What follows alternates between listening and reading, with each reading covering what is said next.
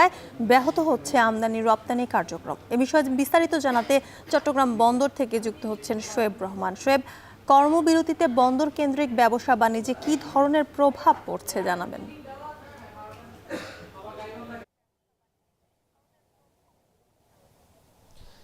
যুথিকা, আজ পঞ্চম দিনের মতো শ্রমিক কর্মচারীদের কর্মবিরতি চলছে এবং শনিবার থেকে তারা প্রথমে ৮ ঘন্টার কর্মবিরতি পালন করছিলেন, কিন্তু গতকাল থেকে ২৪ ঘন্টার কর্মবিরতির ঘোষণা দেন তারা। কিন্তু তাদের যে দাবি দেওয়া, সেই দাবি দেওয়ার প্রতি প্রশাসনের নমনীয়তার ঘাটতির অভিযোগ এনে তারা কিন্তু গতকালই অনির্দিষ্টকালের জন্য তারা কর্মবিরতির ঘোষণা দেন এবং তারা বলছেন তাদের যে প্রধান দাবি সেটি হলো যে চট্টগ্রাম বন্দরের ইজারা বিদেশি প্রতিষ্ঠানের হাতে তুলে দেওয়ার যে প্রক্রিয়া চলমান রয়েছে সেই প্রক্রিয়াটি বন্ধ করতে হবে। কিন্তু এখন পর্যন্ত তাদের কাছে দৃশ্যমান কোনো এই ব্যাপারে পদক্ষেপ না দেখার কারণে কিন্তু তারা গতকালই অনির্দিষ্টকালের ধর্মঘট ঘোষণা করেন এবং সেই ধর্মঘটের কারণে আমরা দেখেছি যে চট্টগ্রাম বন্দরে সব ধরনের পণ্য ওঠানামা কিন্তু বন্ধ রয়েছে এবং বন্দরে যে জেটি রয়েছে সেখানে কিন্তু জাহাজ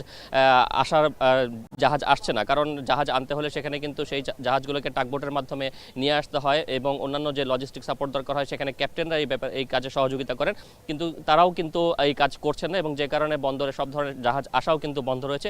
এবং পণ্য ওঠানামার সবচেয়ে বড় যেই প্রভাবটি পড়তে পারে ব্যবসা বাণিজ্যের ক্ষেত্রে সেটি হলো যে সামনে যেহেতু রমজান, এই বন্দর দিয়েই কিন্তু চট্টগ্রাম বন্দর দিয়েই কিন্তু বেশিরভাগ ভোগ্যপণ্য আমদানি হয়। বিশেষ করে রমজানে যে সকল পণ্যের চাহিদা বাড়ে, যেমন খেজুর, ছোলা, চিনি, এই ধরনের পণ্যবাহী যে জাহাজগুলো রয়েছে তারা যদি পণ্য খালাস করতে না পারে সেক্ষেত্রে রমজানে কিন্তু বাজারের উপর একটি ব্যাপক প্রভাব পড়তে পারে।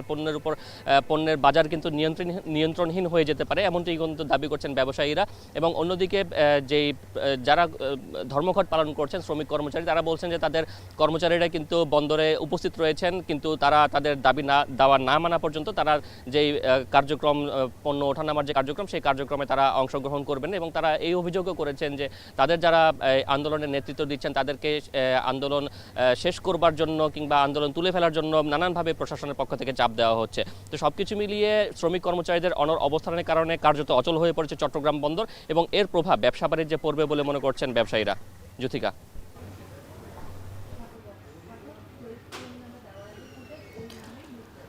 চট্টগ্রাম বন্দরের কর্মবিরতির খবর জানাচ্ছিলেন সহকর্মী শোয়েব রহমান।